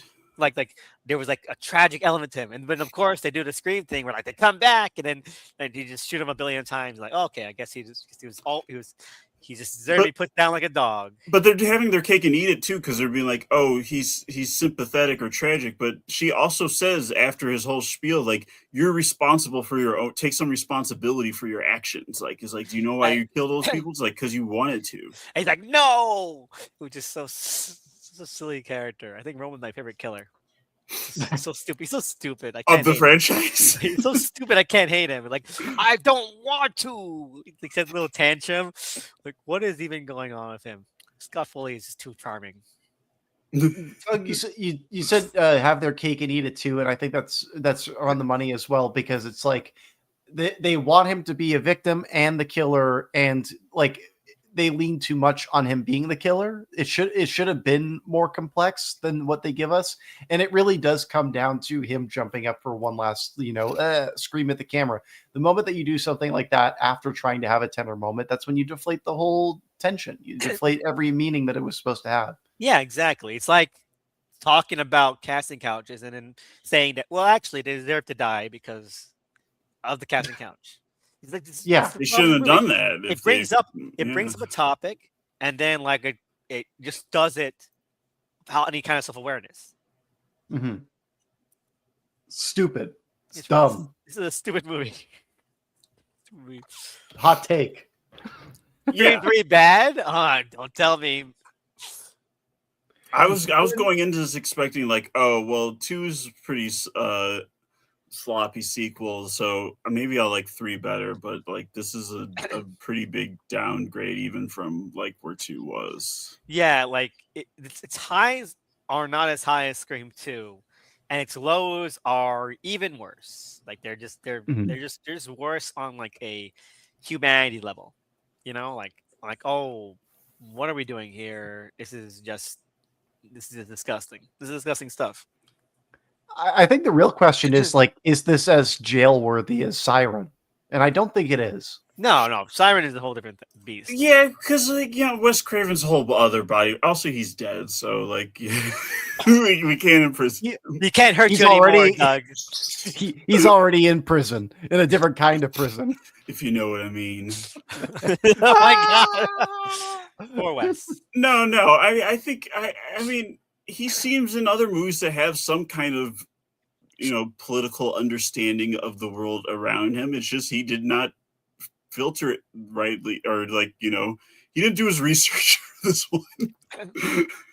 It was definitely like he didn't sit his ass down and listen. It was a tug of war. Tug of war between like what they want to say and just like the cheap, we gotta shit it out, exploitative nature of a slasher movie. Right, and it's like, do these need to be slashers every time? Exactly. Like they're called Scream and they're directed by Wes Craven. That really didn't need to be any other connective tissue. Mm-hmm. And it really comes down to the point where it's like it became the thing that it was parodying. Like it truly became just another slasher series. And that's the way that people have treated Scream so far now, right? Like Scream 5 and 6 and 7, people aren't even talking about the, examination of the formula as much anymore. It's all about, this inherent, how do we build out from the story and lore that we've built. It just feels like it's the wrong influence every time. Yeah, it becomes like it becomes the Carpenter sister saga or the Sidney Prescott Oh my saga. god, we're gonna get Mhm. to that shit. I hate all that But it's like related I bullshit. don't care. I don't like I say I don't care about the characters, but if you're making things about these characters, stop being slashers and do like character pieces for these characters. You want to continue making slashers, you gotta you gotta kill off your precious darlings. You gotta really examine the inner psyche of someone who's been through that trauma. You need Rob Zombie. Yeah, Yes. it's kind of Yes, insane. but unironically. That's kind of insane. I was not kidding. You know I'm what I not mean? kidding either at this point anymore. It's kind of crazy. Like the further we go down these sequels, I'm like, I keep after watching two, I'm like, you know what? Rob's Halloween 2 did this a little bit better. After watching, like, Rob's Halloween 2, this is a lot better. I keep coming out being like with more appreciation. Rob Zombie genius? Question mark? Question mark? Rob Zombie, the new Wes Craven. I think we need to open every episode with Dragula from now on, just because we've now become the Rob Zombie spearheaders. Oh my! Hey, the monster is banged. Okay, You can carry that torch. it's so good. It's so good. I love it. Oh man, that's the one where I'm like, I don't see where people are coming from with that one. I love kitschy stuff like that, but I can't go there. I love it. It's just like in a big episode of the show. I don't mind it. I mean, Yeah.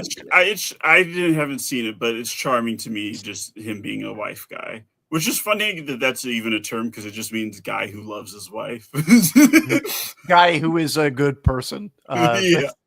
But I think Doug, I think you're gonna love it. I think that's something that you're gonna be like, yeah, this is awesome. I mean, I like the Monsters show. It's a pretty funny It's show. just a big episode of the show, and so I like. When I watched online, I just turned the colors down on my screen because Rob Zombie wanted it to be filmed in black and white, and they said no. And I think it plays a lot better in black and white.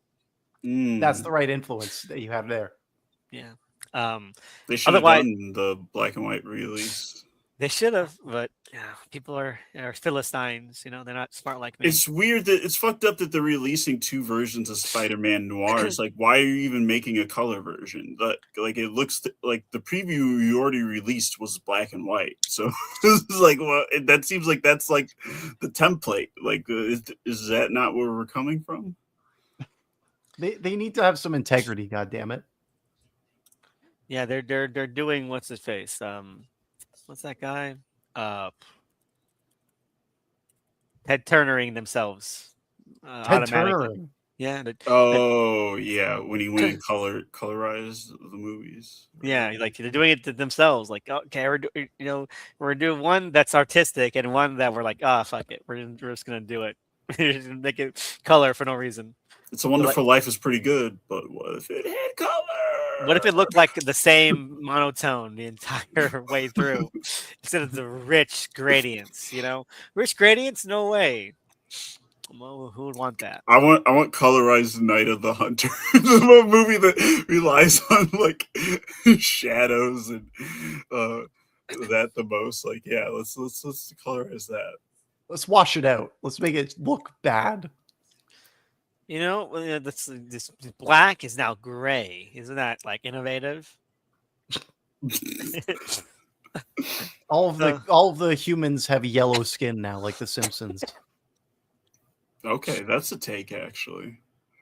I'm gonna recolorize all films. Actually, I'm gonna call them Simsifications. Right? They're just gonna be the same movies you've already been watching. Just all of them are yellow now. Are you gonna dub over with Simpsons voices? Marge. Albie. Oh my god, that was so good. Ellen McKay sucked. I'm nuts about her. Oh my god. Hey, Oma, you. I'm kind of like 70s Al Pacino.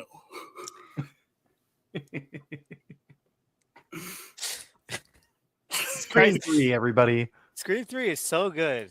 Yeah, see, on topic we're saying. Oh, is there anything else about this movie? Anything?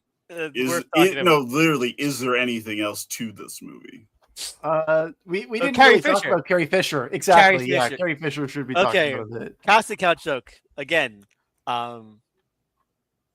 Smooth is consistent about how serious it's taking that topic. Yep. Just dunk her in a thing of water, like on camera. Like, why are you like, or do one of those like things at the carnival where you like throw things at a clown, they fall into the like you're degrading her. So like, why just do that? Like again, like she clearly like this is the kind of joke that Carrie Fisher would do. I think that she has a good sense of humor about herself, but in conjunction with everything else Scream 3 is doing, it is like, Yeah. come on, man, again, more. That's exactly it. yeah, I because feel like she'll it's make fun of herself all the time. Like, but it's yeah, it's just icky and The weird in pattern. context. Yeah, it's it's like not a it's coincidence. fine. Like outside of context, like right. She probably came on set, right? She probably didn't read the script, right? They're just like, here's the paycheck, It might here's not your have had a lines, go for script. it, right? Yeah. Oh, yeah, totally. You're right. They probably there was an army of monkeys just out of frame. You know, she couldn't hear them, but they were tapping away. But anyways, like the thing is like in isolation, her making that joke about Star Wars, whatever, sure, it could have been acceptable. But within the context of what else this film is saying, it really sours it. And it's like you shouldn't be thinking that when you're like having one of the more fun cameos. And it just kind of leaves Jay and Silent Bob as the most dignified of the cameos in this. Yeah, did they ever meet Connie Chung? I don't know. I hope they did. Yeah, Hope it they doesn't made it. measure up to the feminist masterpiece, Jay and Silent Bob Strike Back. Or Stay Silent Straw reboot. You know? I did not that's the finish movie the he met his reboot. wife.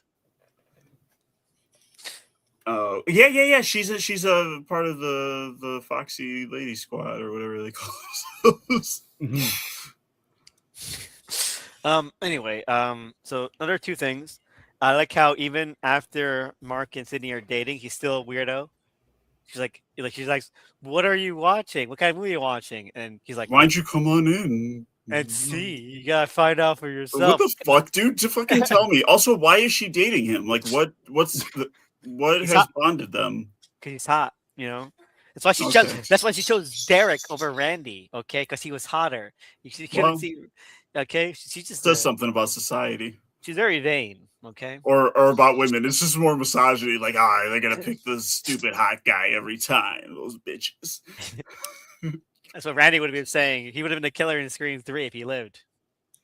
Yeah, what Wes Craven is Randy. Like, I'm a nice guy. Girls never fucking want to go out with me. I'll show them. I'll write a movie. I'll show them. Poor Wes. Oh my god. We love you, Wes. Also, the worst version I've ever heard of Red Right Hand at the end of the movie too. Oh my, same thoughts. It turns into like a Hallmark song. Like it's like, this is Scream 3, so you have a Scream 3 version of Red Right Hand. Have they done a rap remix of Red Right Hand yet? That'll be in 7. Has Nick Cave rapped ever? I want to hear that. Well, or you just do the original, like you sample the Nick Cave thing, and then you just get like Eminem or someone be like, oh yeah, I was gonna say E40. I just defaulted to Eminem because all the like tie-in licensed music stuff he does. Like I think Venom is like the height of recent music tie-ins. Mm-hmm. It is the national anthem for a specific subset of people, I feel. Adrenaline Venom. You know, I do like that all three of them had really cheesy tie-in songs. So good. It cheaps out. But yeah, Scream 3, like it's so stupid. Like Scream 1, Scream again, Scream 3 times. Like, what the fuck are we doing here? I get it. It's Scream 3. You have to ruin this song just to make a point about it. Yeah. They should have gotten Robert Englund back to do like you know how like he did like the Freddie album where he did like hip hop songs and R&B and stuff. Like they should have had him, Robert Englund, as Freddie, sing a song about Ghostface. I thought you were gonna say absolutely done that. Yeah. I thought you were gonna say they should have had Robert Englund as Wes Craven. Hey, there's an idea. because he played Freddy Krueger, Wes Craven in the first Scream. Hmm. So they would have been like, we went back. It's a bookend. Complete the loop. Anyway, okay, we didn't even talk about Jenny McCarthy, but we shouldn't. No one should talk about her. She should be you should be consigned to history. Who? Exactly. The end. Vaccine awareness and Jim Carrey. I don't know. Jim Carrey should be like, Tommy Lee Jones should have beaten Jim Carrey to death with a bag of bricks, man. I've seen even regardless of Tolerated anything his buffoonery. like, you know what, Tommy Lee Jones is probably right for Yeah. that, because I've seen that Andy Kaufman documentary, and I feel Oh like my god. it's the most awful thing I've ever seen in my life. Like, Jim Carrey should have just been stabbed to death on that movie by Yeah. Andy Kaufman's brother. Paul Giamatti should have killed him on the spot. Yeah. That's what should have happened on Man on the Moon. That documentary sucks because like people who don't know anything about filmmaking are like, wow, the acting process is so interesting. And then anybody who's ever worked on a film watches that and they're like, this guy seems like he's the worst. And like, it's so funny because even like, Like, Andy wow, Kaufman, he's so committed to the part. even Andy Kaufman's brother was like, Jim Carrey made my brother look like an asshole. Yeah, Like, you're like, exactly. Andy Kaufman possessed me and he made me act like a piece of shit. Like, no, like Sidney Prescott said, you make your own choices. Mhm. Um, And he feels so inhuman in that movie. That movie sucks. It does. It really does. Real and Andy Kaufman, pretty cool. Yeah, pretty cool guy. Yeah. Well, women's Taxi, heavyweight good championship of the show. world. Yeah. Taxi is a good show. Taxi is a good show. Good Yeah, theme it is. song. Mhm. I was watching it all the time. Yeah, Danny DeVito. You got Christopher Lloyd. That's a stacked cast right there. Latka. I mean, Mm-hmm. that's Kramer for Classic. Kramer. Mm-hmm. Yeah, exactly. And Judd Hirsch, like you're like got heavy hitters. Mm-hmm. Carol Kane as Mrs. Yeah. Latka. Oh, yeah.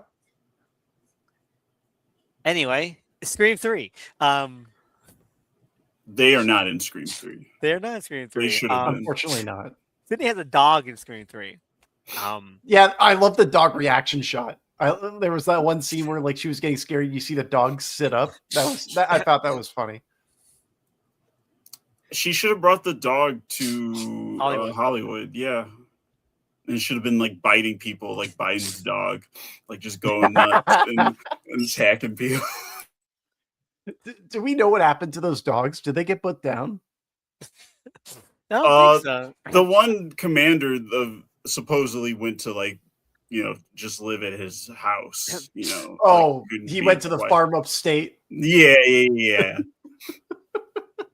I think Commander knew some shit that we didn't know. He's like deep state shit. Like he's in a black site. Solid mission, taking out Secret Service guys. He's in a CIA black site. He's in Belle Reve. Commander was like the Manchurian candidate. Like Joe Biden's senility just activated his violence. So I do want to mention two things. Okay. Two things about this before, and then we can talk about anything else you want about Scream 3. If there's anything else possible, it was 2 hours long. I've got nothing in the tank for Scream 3. Like I've got nothing positive or negative to say. I'm pulling out my pockets; they're empty. I'm like turning them inside out. Exactly. I'm sorry, man. Roger Corman for 5 minutes. Yeah, he's like, I don't think you should make this movie because people are getting killed. That's fresh. Like, okay, Roger Corman, bless you. So 2 things. So she still has like her one sheet from the college, Windsor College, Greek tragedy play. Like, so was that the only one she ever did? She like quit. She dropped out of college. What's the story there? And also, yeah, we skipped over that. Like, also, how does she make money? I think that they pay, right? For the call line. I think. I mean, some of them are volunteer, but like I assume there's also like she lives on a giant ranch. She's in like a big area. She has a gate. That's what I'm saying. She's making money. I mean, her dad's rich, probably. Her dad's still alive. Her dad shows up. Hopefully. That's there we go. Her dad shows up. And we don't get any. you don't get any response from him about like so how much of a person his wife was. She just asked like, why did mom have so many secrets? And I don't even think he answers. Like, or he's just like, I don't know. A woman's heart is full of secrets. I saw that in a movie, Titanic, James Cameron. She could have totally survived by the end. Both of them could have survived by the end, by the way. Yes, exactly. This whole scene has been very topical. This movie series. Yes, it would have been.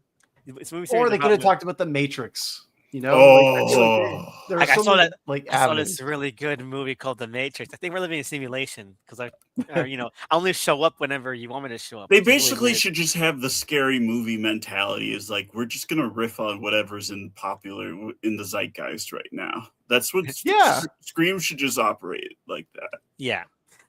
Anyway, the second thing is that she like in order to show that she's evolved as a person, like she like lock her door, but it still swings open. And she like looks back on it and she decides to let it be. She doesn't have to lock her Mhm. doors anymore. We live in a Or was that giant the wooden ghost fort. of her mom? Yeah, probably. Or was that Wes Craven leaving the door open for a sequel? Oh, that's so true. Oh man, that's true too. But also, she lives in a giant forest area. What about the coyotes? And what about mountain lions? Yeah, Like there's more reasons than one to lock your door on a mountain. Like you're plus totally right. You so they hear all the died. yelping of her dog as a coyote like gets it. It's like, So they all died.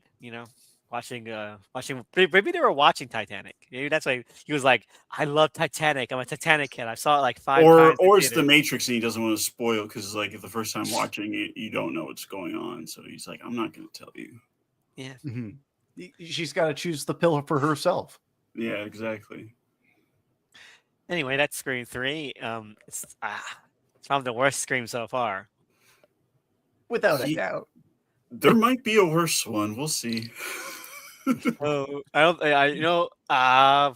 yeah, in terms of structure, in terms of character, probably yeah. But I think Yeah, in terms of like, grossness and like This is messaging, this This is- one takes the cake. I think so. I think this is definitely this has definitely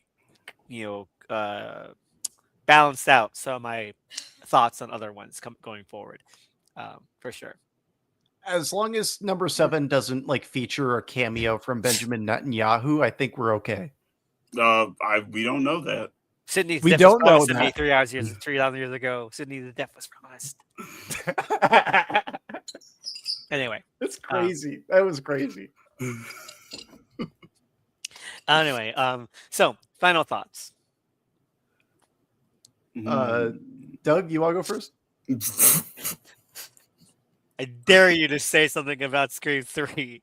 I like it when actors I like Liev Schreiber and David Arquette are on my screen, and this movie does that for certain periods. Not every movie can say that. No, not every movie can. No, yes, it is an accomplishment in its own right. Scott Foley's pretty funny. Parker Posey, that fax machine gas oven kill is hilarious. They nailed it with that. I mean, there should have been the kills. We didn't even talk about the kills because they're boring. Like, Oh my god, you're right. Okay, let's list them off. Jenny McCarthy stabbed. stab. that- That's all they are. To be fair, I saw this reviewer once. I really enjoy. It's like all the kills are boring because they're all stabs, but like, are they? Like, I think the context of the kills are Yeah. more interesting in other movies. Like Randy getting killed when he's like mouthing off about Stu, and he gets dragged into Gale's van. That's shocking, and that's a good little set piece. He gets killed by stabbing, but there's a context around it. Context around all these kills are boring. Jenny McCarthy is not a character. And then slut shaming. Dion Richmond is just, he's there just to be fill a quota, honestly. And it's really, really, let's just move past that. And then I think the gas explosion is the best kill. Yeah, by default, because it's like a Hitman level kill. Maybe it's just I've been playing a lot of Hitman that I'm like, oh yeah, that's cool. Whoever smells the gas first. This is so fun. Just the way they're like the delivery of their lines too, of like when they're waiting for the facts. Like, what does it say? It's like you guys are so hamming it up, but like in a way that I'm like, okay, this is what you're doing then. But then the rest of the movie doesn't seem to like figure out like what it wants to do tonally. 100%. I think there's like the way that the Parker Posey death is posed, like when there's that reversible mirror. That's Okay, interesting, but then that's it kind of interesting. it falls apart kind of in its execution. Like I feel like her just kind of falling through that window wasn't enough. It's the start of a good set piece, but there needs Yeah. to like be steps involved. Does she find the sex dungeon? Do I they don't find the think sex she dungeon? does. She should No, have I found think the it's sex just dungeon. alluded to. Because the reversible mirror thing is very clearly a sex thing, right? Yeah, Maybe and then that's- he has the that's the theater sex that dungeon. locks from the inside. Or Yeah. So she should have found the sex dungeon. She should have not killed there. That would have been interesting. Yeah. Ugh. Ugh. Very gross movie. Okay, Tony, final thoughts. My final thoughts are that, like, you know, the only reason that somebody would be watching this movie is if it's like, you know, Halloween time and you're watching your favorite horror series and you're like, I gotta watch all of them in a row. And then Scream 3 comes on and you're like, maybe this time I'll like it more. And it just feels like every time I watch this movie, I like it less. And this time I was coming into this like very positive. I was like, Scream 2 was kind of but like maybe I'll like this one more. And you know what? Just like coming out of it, I'm like, I like that it took some swings. I liked some of the kernels of the ideas that it presented, but it just didn't develop them enough. There was not enough time in the popper. I'm excited for 4 because I feel like how much you guys are hyping it up is like the return to form I was looking for here. The only enjoyment I get out of this is like momentary laughs and chuckles at the film's expense, which is a real shame because the first one is like the best of the slashers of the 90s. So really disappointing way to start the new millennium. Yeah, and I mean, like, you know, then Scream is very much- 9/11 happened the next year. Coincidence? One would say that this film inspired 9/11. Maybe. One would say that like the American cultural output inspired the, you know, what happened. I'm not saying that, you know, I'm just saying. Osama's like, I hate what they did with Dewey and Kale. I'm Yeah. so mad. I can't believe they repeated her arc. Why don't they give them something new to play? So good. Anyway, so Scream 3, again, I feel like I was more entertained by this than 2. Long, you know, it's not like in that it's not as Well, boring. Yeah, it's not as boring as Scream 2 overall is to me, but the writing, the characters are all much worse. They're all just really bad. Like it's gross, it's underutilized, it's redundant. and two at least has like a couple like interesting set pieces. Like And this has yes. one with the set. Like and you have the set and you have the stove kill. Those are the two unique ideas they're bringing to this. And one. 2 at least has a lot more focus on the thematics that it needs to. It doesn't overreach, overextend. Some of them I feel very natural extensions. Well, this one again redundant. Neve Campbell, I think there's a thing where she signed her contract late, so that's why she's only like in like 20 minutes of the movie.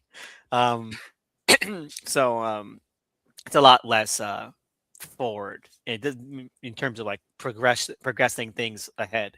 It was a lot less natural, which I think it works against it a lot. So I enjoy it in terms of, like you mentioned, laughing at its expense. I chuckle a lot at this movie, like I like, what the hell, man, this sucks or this rocks or you know, that kind of stuff. But it's not good, and it's definitely a downward trend in terms of just these movies feeling like they're worthwhile. But we're back. We're gonna be back up. Yep. I want you to put word on the street. We're back. up. We're back. We're back. Craven. Dinosaurs. Craven. We're back. A dinosaur story. All right, so let's see here. Tell us where we can find you, Doug. Yeah, you can follow me at the Doug Files on Twitter. It's also my YouTube. Also, I have a movie podcast that I co-host with Tony here. These guys got juice, and we got a lot of cool stuff. We recently put up a Chair Company episode. We had a Knives Out episode, and then we just recorded like our top 12 of the year, and that's going to go up like tomorrow. So yeah, check that out. That's good. That's cool. And Tony, where we can find you? Hell yeah. So, as you can see, you could follow me at Poor Old Rolo Tony. As Doug said, we co host on These Guys Got Juice, as the bio says, Vegas co host, Vegas residency co host, whatever that means, whatever shape that takes. But yeah, when it comes to otherwise, you can find me here. We're having a great time with the Scream retrospective series. Let's follow this through to this where is this going? I feel like 7 is such an interesting question, and I'm having a lot of fun getting to that question. It's a much more interesting context to approach 7 because otherwise Yes. it would just be sad. Yeah, because Exactly. like 7 definitely has a lot going against it, but like, how does it fit into all of this? We gotta look at it. Obviously, I think there's gonna be a lot working against it, and I'm not gonna say that people are wrong or about that. In fact, I have a lot of things against it already. But Oh, yeah. let's see, man. I mean, I've read some of the leaks. Like, I think they were legitimate. I don't think it's going to be a case of like script leaked on like 2 and they changed stuff. Like, I feel like they're probably just going to keep it. Yeah, it seems the trailer kind of confirms everything. So yeah, The movie's missing a Kit Fisto. If it had Kit Fisto, maybe I would be, on its side a bit, but it just everything else is working against it. They don't even go near water at any point. Ever. It's like, is there even water in LA? A scream set thrown into fire. A scream set thrown into fires would have been pretty hot. All right, so well, see you again next week for Scream 4, the final chapter of the Wes Craven series. How does he end it off? Where do we go from here? And yeah, so see you then next week. Bye. Bye. See you again. Thank you. Goodbye.